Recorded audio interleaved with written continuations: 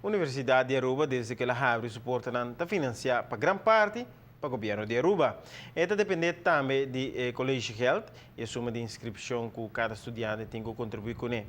Mas assim na mês, não depende para 8 para 10% de fundo no público. Essa que tem reto para a universidade que depende 90% do governo de Aruba. A insegurança que tem atualmente com o pressuposto governamental está tocando nós também diretamente. Nós esperamos que o tempo que nós por continuar de ampliar a parte de entrada que nota de parte de pressuposto do governo, mas caminhando nossa mesma atividade na generar mais entrada, modo que a quantidade relativa que nós temos atualmente de governo por barra pouco a pouco.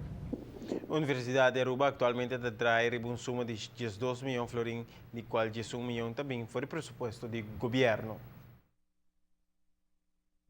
Para trazer na realmente optimal maneira nós mesmos desejar, toch nós vamos ter com o programa atual e a atividade atual para optimalizar essa aqui nós vamos ter par de milhões adicional, portanto 2, 3 lo ajuda definitivamente, pero também seguro se nós quer ampliar o que nós quer disciplina vai na área médica também e vai na área de green faculty, também nós vamos ter de par de milhões, calcular 2 milhões para cada disciplina para nós poder estabelecer isso aqui bom.